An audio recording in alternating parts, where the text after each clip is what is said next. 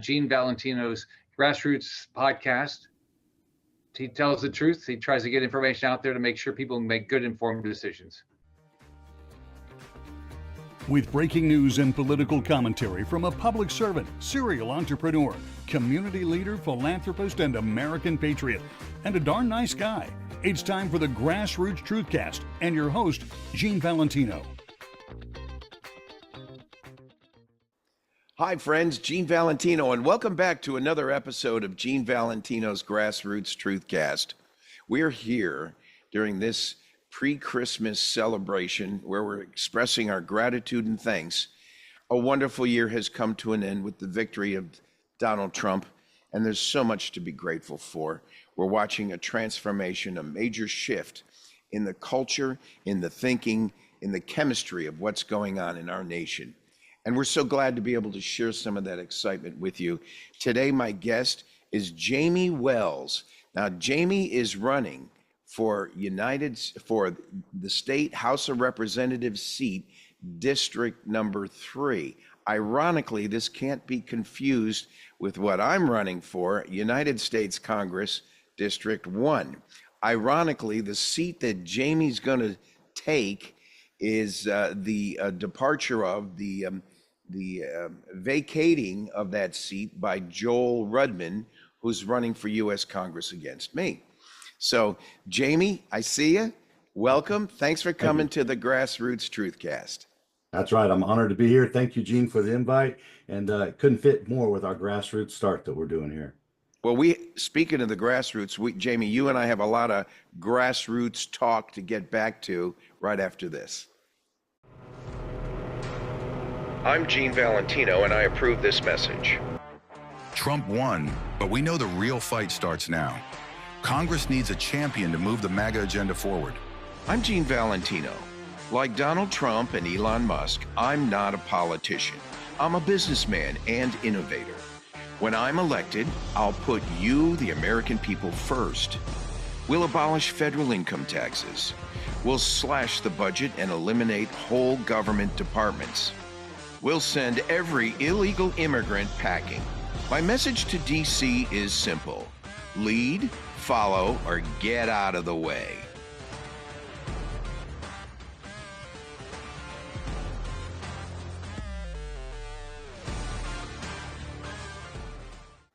Hi, friends. Back with Jamie Wells, running for District 3 House of Representatives here in the Panhandle of Florida. Jamie, welcome aboard. Tell the folks about Jamie Wells.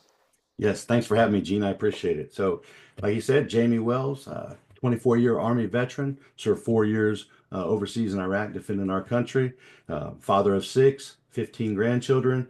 And I like to start by saying, I'm not a politician, I'm a patriot, trying to fight and take that same tenacity I had in the military and now fight for our district.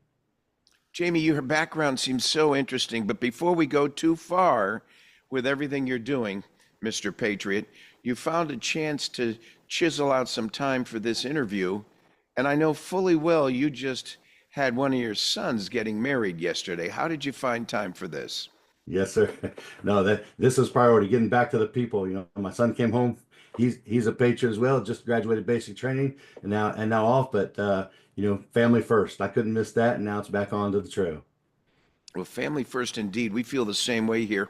I wouldn't be running for this U.S. Congress seat if I didn't have Maureen's blessing. It's quite an ordeal, as you know. But let's talk about you today. Today, the problem with some of these candidates today is they're not from the area. They're called carpetbaggers. They really don't have a grip on the community. They're like pawns in a swap meet being swapped for political favors to fulfill seats that, and they don't really know the character and fabric and culture of the very people they're supposed to be representing. Tell me what makes you different. Yep. So what I like to start with, especially in this area, because obviously we're all in support and love January's election with President Trump. I refer myself as the blue collar Trump. So I don't have the funding that he does, but I'm with the people. I'm not politically backed. I'm not big organization backed. I'm simply doing this to be the people's voice, put fresh ideas and a fresh face in a seat and get away from career politics. Well, to me, it's a labor of love, and anyone trying to put put their own agenda first is usually revealed. Look what we see at the federal level with the likes of a Nancy Pelosi, Chuck Schumer, Yes. Adam Schiff. These folks there, they don't even know their district. They don't even know the people in the district. And all I know is they had a few bucks when they came into office, but they leaving office now, like Pelosi, with hundreds of millions of dollars in net worth at $180,000 a year salary for 20 years. I don't think that adds up to hundreds of millions of dollars. I just don't see. I don't see how people can put themselves before the nation. And I think what's happened is we've seen firsthand a real transformation of thinking where people are now backing off their personal agenda or trying to hide it and claiming that they're going to be stewards of the citizens. Your comment about how you're going to handle your campaign. Yeah, absolutely. So obviously, like I said, GrassRoots is exactly where we're at. I'm new in this political agenda, but I'm here in the district. I live in Milton. My son goes to Pace High School. I support the local gym and workout. I'm in and out of the community, and I'm here in the main portion of this district. I'm not out in one of the distant portions of I'm here in the heart of it. And so I see the day-to-day issues. I see the people. And one thing as I'm talking to the constituents in our district, I tell them is that's one reason I have to back what I say, because I'm going to be at the same Walmart. I'm going to be at the same restaurant. You're going to see me. And so you're going to have that interaction with me, and you're going to know if I'm here and I've done you wrong, you're going to be able to call me on it. And so that's the first thing. And then the second thing is, like I said, some of the candidates, they're already flexing, kind of peacocking with their large endorsements from several folks. And I like that, because I like to be able to talk to folks and say, when you come out at the beginning with all those endorsements, you have to kind of ask yourself, is that their person or your person? I don't have my endorsement will be the people. Yeah, and your actions speak louder than your words, excuse me, because it's clear that, let's see, you got in the Army in 1994, you got out at 2017, you came out with an Army Sergeant Major rank. My words, that's honorable. You commanded teams of people, didn't you? That's right. And that's and you saw time in Afghanistan, I believe. 4 years in Iraq, Gene. From Iraq. Yes. Talk about that. Who were you leading, and what was your mission? What were you tasked to do? Absolutely. So essentially, for 8 years, every other year for a year at a time, I rotated to Iraq. So the initial invasion, obviously, was the fight and the push to Baghdad. We secured Baghdad. I was at the time in a mechanized infantry unit, and we 30 to 48 men fighting to Baghdad. The second time I returned, we were still in the fight. Took some of the places that were known as the most dangerous places in the world, with Haifa Street, Talil Square. The third rotation, I went back as a MIT team member, where I was actually training their Iraqi military to be better prepared, equipped, and be able to fight on their own. And then my last deployment, I went back and the same thing. We were training both the Peshmerga and the Iraqi armies to be able to secure and defend themselves. And I think you're feeling, I'd like to push you on something. Yes. Sometimes the military doesn't, you're taking orders, right? I mean, you're taking orders, but there's a line that's crossed sometime that's, it's a bridge too far. It might be the vaccination. It might be any immoral or amoral position our leaders have that you just, for religious reasons or whatever, cannot fulfill. But you didn't. You stuck it out through thick and thin through all those years. My question is, what is it about most of the military today that says to their son or daughter, nah, you don't need to be thinking about the military like your dad here. You need to be thinking about computer sciences or some of the sciences or AI or something you can get into and pick up a job, go finish your degree, and let's forget military service. I'm saying it now because I see the pendulum swinging back the other way with an excitement under the Trump administration of wanting to become part of our armed services and to defend this nation. What's your take on that? Yep. So I'll say two of the biggest things over the last 10 candidacy election, the sorry about that. So on this last election, with the president currently seated, our reenlistment has been down across the board. Now, with the coming announcement of Trump coming back in office in January, for the first time in about 4 years, we're actually seeing a spike in that. So that's one thing, is who's the leadership at the top, because everything is going to come essentially from the top down and how you're taken care of. And with Trump coming in, there's a big surge coming back. The second that I would say is the care you're going to receive when you leave the military. You can love it when you served, but if you're not taken care of when you come back, you're only 1% of America.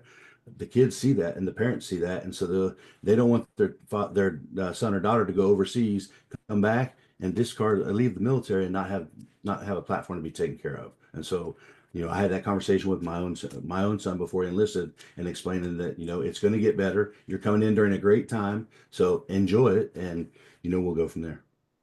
You've been you and your family have been around here for 30 years like us, and to me, there's no greater pride and joy than to know the community, know it well, serve your country, and then come back now as retired, as a veteran, and to serve your country even more as a state representative. You and I are on a parallel path there. I'd love to work with you, Mr. House Representative, when I am your congressional House seat as well. Maybe there's something we can do about getting some allocations of funds to needy causes between your district and mine. What do you think? Oh, that's 100%. I'm already on the team and ready to start working. So I've heard you speak. The first time that we spoke, even prior to seeing you at the VA, you said something that really struck a chord in me, and I continue to echo it. And that was, as the folks are thinking about joining the military, you want to reinstill that pride and respect and honor that comes with being a service member, but knowing at the end that you're going to get taken care of. And that really, that's a guy who gets it. So, and it's funny you bring that up, because you and I come out of an era, at least I do, where Vietnam in the late 60s, early 70s, and I had buddies coming back, and if they didn't die overseas, they committed suicide not long after they got back. I'm incensed about it, because it was an era of veterans that were admonished and scorned in a way that we would just not tolerate today, no matter what your political stand is. I remember guys and gals coming off the plane maybe 48 hours earlier in battle, now arriving in Atlanta and being spat upon by the Jane Fondas of the world and demoralized, absolutely demoralized. What was I doing fighting for my nation when this is my greeting coming home? And I must tell you, Jamie, it's probably the most heartfelt thing that moves me. And I promised myself that in my pathway in politics, that I would do what I could, not only to honor the Vietnam veteran, but to put into motion a plan that would protect all veterans. And jumping ahead, I had the privilege of, in the 2006 to 2008 range, meeting Congressman Jeff Miller. Jeff was the lead on it as head of House Veterans Affairs, but he was also helping Pensacola here in the Panhandle secure an expanded veterans clinic through the VA. The problem Jeff had, and so did I, was that VA clinic, it was half measures. It was a half loaf. Yeah, it was a good medical clinic, but it was not 24/7. It was not emergency room trauma capable with overnight stays. The whole system, where the weight of the veterans that have retired and settled, is the propensity of those people sit within the 3-4 county region right around Pensacola. Oh yes, you can go a few hundred miles west to Biloxi, and likewise east to Jacksonville or Orlando, but the density with 4, 5, 6 bases in this area of multiple services means that the people who ended up staying here were looking for health care, which was promised to them by the United States government when they first enlisted, only to find out they feel like paupers waiting in line for how many hours just to get on the list to go in to see the doctor, schedules 6 months in advance, and who knows what ailment creeps up in that 6 month period of time. But I propose, when I'm in Congress, working with a guy like you, to accelerate the full expansion of the Veterans Clinic to 24/7 services, where they don't even have a mammography machine. Folks, Right. Jamie Wells joined me yesterday when we were out at the Veterans Clinic in Pensacola on Dr. Farron Boulevard, Highway 98. What a shame. What a shame. I have doctors who work there. They couldn't even come out and say hello to us. They're putting in 14-hour days. They're so slammed. And I think I like Donald Trump's position. And Jamie, I think I speak for you. The beauty of Donald Trump's position is that he has said that if possible, let the person's personal health insurance apply to the private sector doctor that you, Jamie, as a veteran, should be entitled to go to if you can't wait 6 months to get see a doctor at the VA. Now, I'm not saying we eliminate the VA program. I'm saying if we don't get it fixed, we need to make sure it's responsive.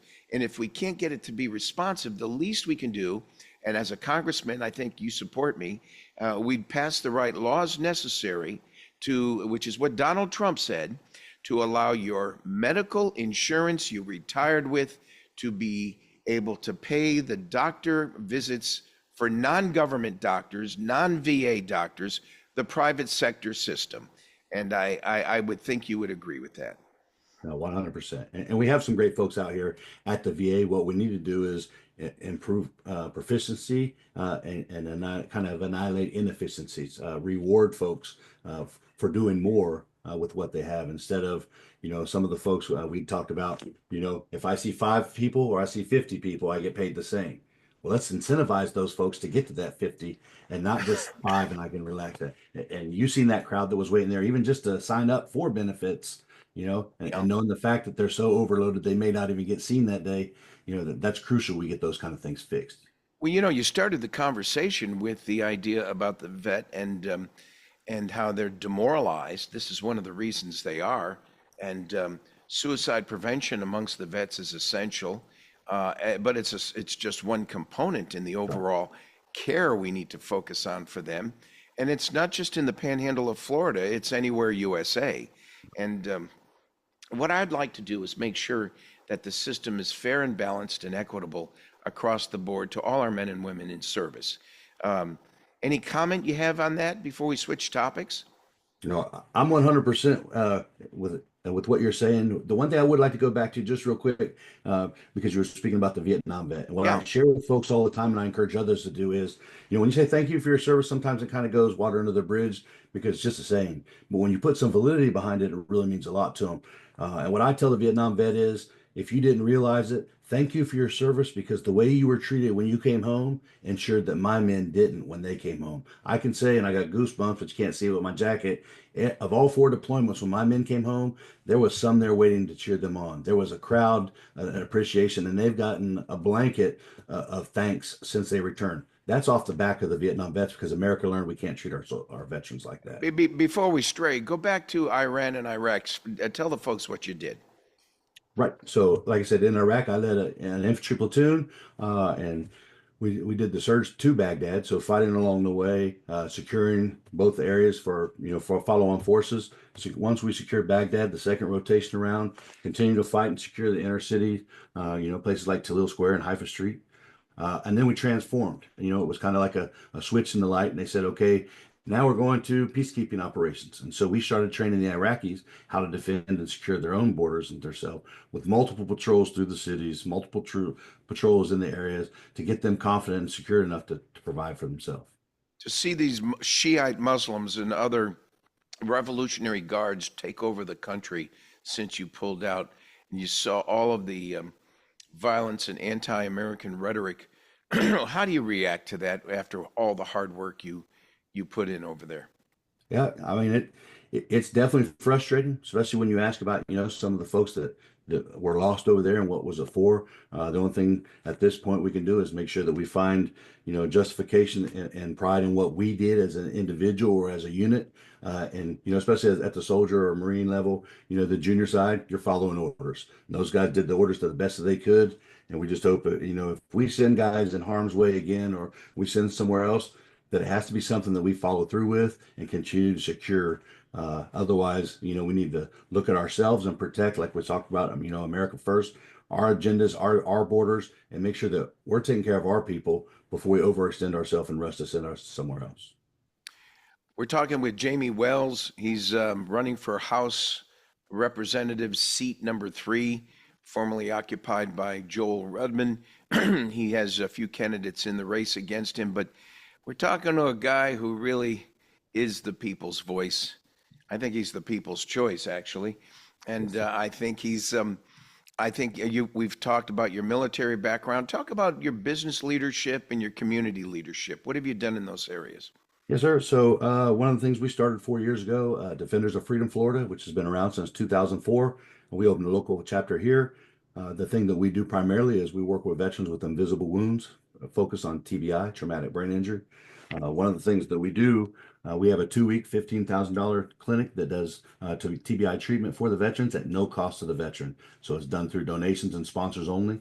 We've sent 17 veterans through the local area, which is right about $200,000 since we started. We also do morale building events throughout the region. We do, anything from golf, survival training, getting them out. And we do 2 things when we do that.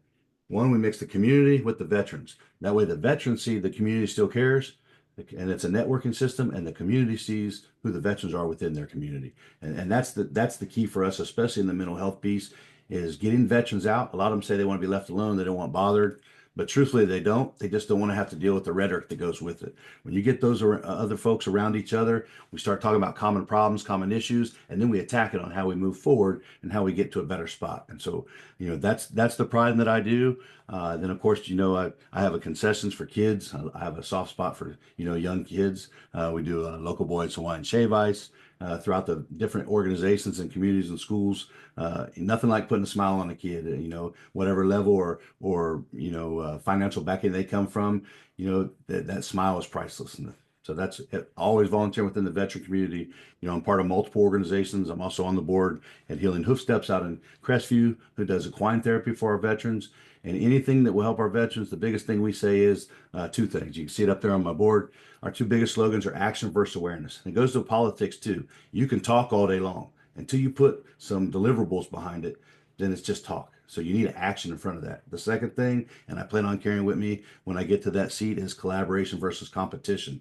If everybody would quit worrying about their own small little piece, and we would get together and unite and figure out the bigger problem, we could solve a lot more and help Northwest Florida. One thing I've noticed about you, Jamie, your actions speak louder than your words. I can see and I see that with many of the military vets wanting to step into service. We have many in the central state of Florida who've really stepped up, special forces guys, Navy SEAL guys, and they have demonstrated a commitment to fixing this nation. One of the things I've learned most of all is that they did just what you said. They brought the bacon back home to the community, but they also recognized you had to get along, right? Right. I mean, you got to use a feather once in a while. You just can't be kicking the tar out of everybody every day. I mean, you got to know how to schmooze it a little if you want to get your way, right? I mean, welcome to life. I just think that it's so important that that I've seen in you that attitude.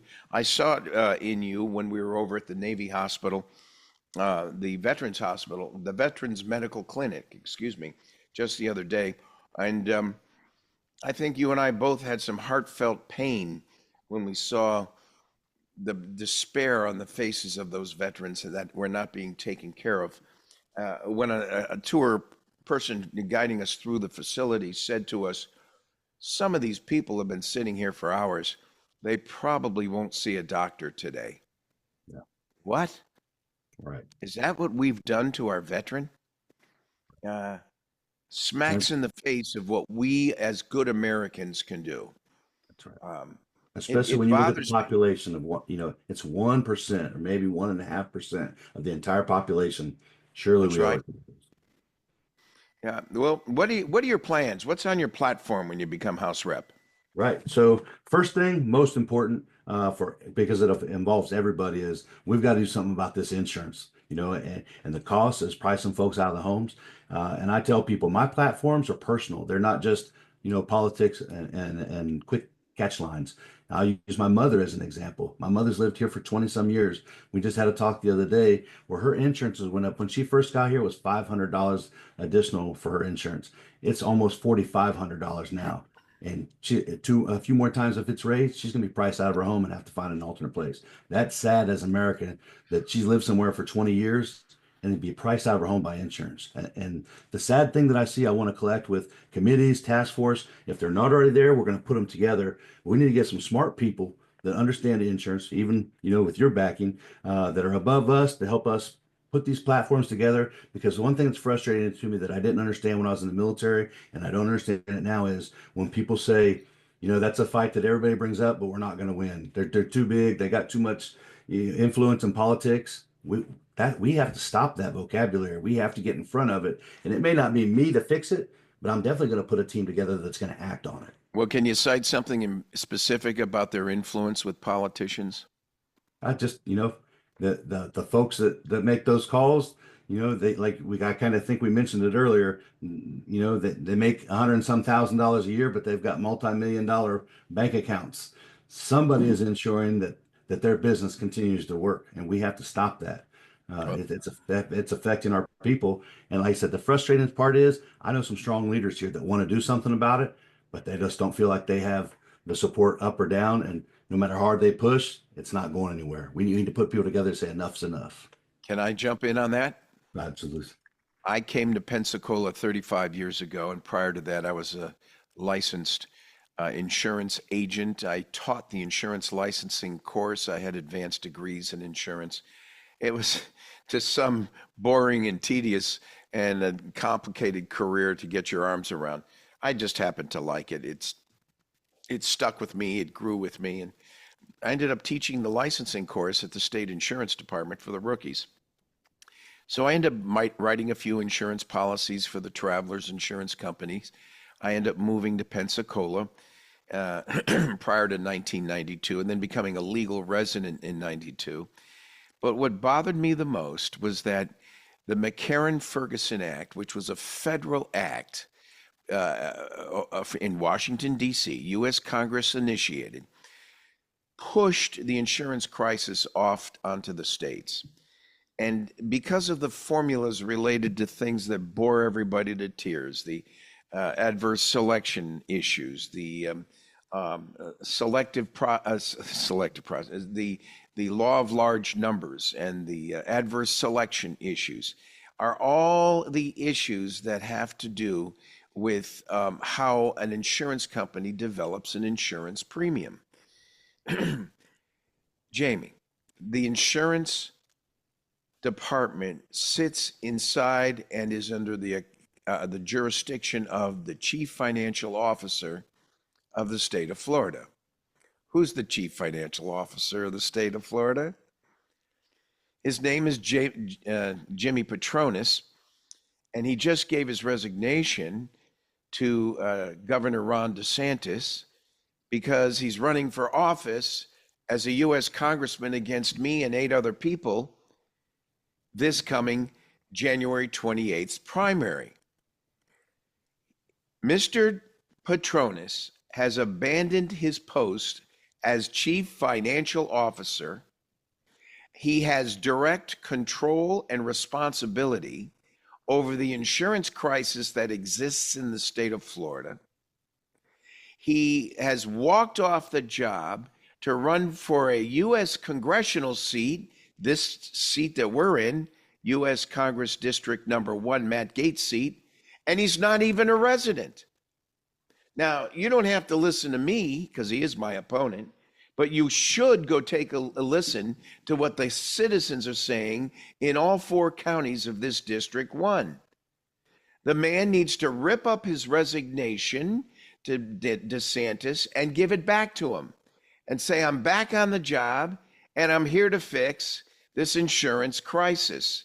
Jamie, the laws you would write as state representative pale in comparison to the authority vested in him to fix it himself under the direction of his boss, the governor of the state of Florida.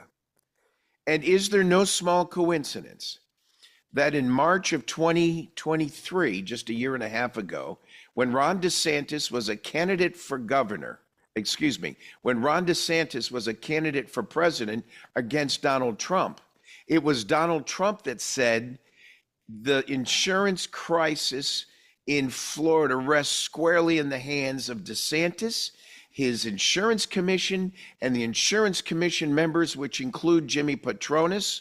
They have abandoned their post and are running for cover.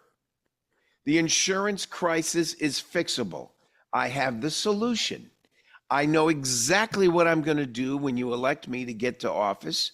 And when I'm there to fix it, Jamie Wells from District 3 of the House of Representatives, I'm going to be talking to you because this solution needs to be embraced by the House of Representatives at the state levels. And this isn't just Florida's problem. Because of the McCarran-Ferguson Act pushing insurance back down into the states, every single state in the nation has a different kind of problem because of the pushing off of this insurance to the state level. Now, the story gets much longer. I mean, you don't have that problem with the flood insurance. It's because it's a national policy. And that's what I propose to do. I have a solution that creates national policies. Oh, yes, the state will be involved in levels of regulation, oversight, and licensing. But the financial capacity issues, the statutory reserve issues, which you have control over, Jamie, need to be modified so that the insurance can spread evenly and fairly to everyone. People with paying $400, like you said, $500 a year for insurance, now $5,000 a year for insurance, is obscene and unnecessary. It's a function of leaders. I don't blame them as much as I do. They just are ignorant. They're not stupid. They're just ignorant and don't know the solution. We have the solution. And you know what bothers me most of all? You can check it out. But right when the state legislature passed limits or caps on how much you, the citizen of Florida, can sue the insurance company, they capped your ability on being able to sue the insurance company. That's right. Mr. Patronis received heavy campaign contributions from the insurance industry lobbyists. I only am saying that there's too much of a coincidence here. That's right. But all I know is that it hurts the citizens of Florida. That's right. And because of that, are we looking at candidates for self-aggrandizement and growth and political advancement for themselves? Or are we looking at candidates that are worried about you and you and you and all of the citizens out there? It's not about me, it's about we. That's right. That's right. So when you get into office, you on board with that kind of thinking? Oh, I'm 100% on board with that. And just to back what you just said, to give you an example again, because my areas of approach are personal, not just professional. My own mother, again, just to talk exactly what you said, she's in the middle of a suit right now because of some care and treatment she received at an elderly home. And the lawyers that told us specifically, they said, just so you know, normally this would be a case that may be in the millions. But since that was approved through there, probably the most that they would ever receive is pennies on the dollar, because there's only a limit you can sue for. So again, the reason that we have a chance to really make a difference here is it's not a rich thing or a poor thing. If you have a lot of money, that affected you. If you have no money, that affected you. So this is everybody and everybody in between. We have to come together on that. I think we are. And I think the public, through social media and shows like this, see the real issue. My regret is that more people they're not picking it up off the standard news channels because the media is not reporting this, right. But they should. A lot of people are moving towards social media and streaming platforms like this to pick up a lot of their news to get the inside skinny. I own it, so I'm being responsible and telling the truth. I should also be responsible in apologizing or being responsible if it's not true. I don't report anything here that's untrue. I would only ask that if there's a doubt with anything I've said, go check it out and on your own, and you'll see the merits behind what I'm saying is true. We need people in office that can represent you. And as much as I love Donald Trump, I'm a MAGA supporter. When we get in there, we're going to follow his dictates. After all, he did get a mandate from the nation, a decisive mandate. The people want him and those MAGA policies in. So we're getting behind that, right? The real issue is some of the people around Donald Trump have historically not given him the best information. And that is the truth. He has had characters and bad actors around him that have deceived him and taken him off his game. Did you ever see in the news when Biden got elected the amount of attention to the cabinet picks and the agency picks, Health and Human Services? What's her name that is walking around in a dress? I mean, this is obscene, the amount of woke and DEI attention. It's now backfiring. DEI initiatives are falling by the wayside. But the amount of attention going to these equity things is China's laughing at us. Yeah. They're laughing at us, brother. You know it firsthand being on the front line. You want the most vicious SOBs at your side as your brother in battle, not some wimpy person scared about a mood swing. That's right. We need pipe hitters up front and in the front, and you have to know on your left and right that you can count on those folks. Whoever they identify as irrelevant, they need to be able to fight and push forward. You know, your agenda is quite clear. You coming out of active duty, you now want to continue to serve your nation, in this case, by serving in the House of Representatives of the state. Your commitment to God and your protection of the Constitution is in your brochure. I ask everybody to check it out. Give them your website, Jamie. Yep, absolutely. So if they go to voteforjamiewells.com, that's our official political website. Also on Facebook, Jamie Wells for State Representative District 3. We'll be adding and continuing to follow on there, posting where we're going to be at, where you can support, volunteer, and absolutely, if they'd like to donate, they can do that as well. You know, primarily what I'm interested more right now is numbers of people, because the voice comes together, the louder they'll hear us. But you do have to have funds to run a campaign too, so I appreciate that as well. I never saw such a thankless situation financially. We really do put money up to run these campaigns, and just to be at the beck and call of the people we choose to serve. God and country first. Right. Families right up there with it. Jamie, any final comment? No, I just hope that as this goes forward, the last thing I'll say is now, especially in our political arena, you're going to see a lot of folks doing a lot of things and posting a lot of pictures. I ask you to take a chance and just open your eyes, talk to the community members that are in those people's areas and see what they really think about them behind the scenes. And the second thing is, look at some of their histories and see what have they done when they weren't in office or running for office. You can go back at mine and see me at nursing homes with children, at military events, you know, way before politics were even involved. So, you know, don't be fooled by the hundreds and thousands of dollars that are thrown at media with pictures and smiles. Do your research yourself. We need to be awake in this. Jamie Wells, House of Representative, that's right. District 3, Republican right. Conservative veteran candidate from the Santa Rosa, Okaloosa region of this wonderful Escambia, covering the whole range of area of this panhandle. I can't thank you enough for being with me today. Thank you so much, sir. Thank you, Gene. I appreciate it, and I look forward to working with you soon once you're up there in Congress. I look forward to. Thank you again, and thank you, everybody, for another episode on Gene Valentino's GrassRoots TruthCast. We'll see you again real soon. Because of your overwhelming support, our $14.88 MyPillow has been one of the biggest sales in MyPillow history.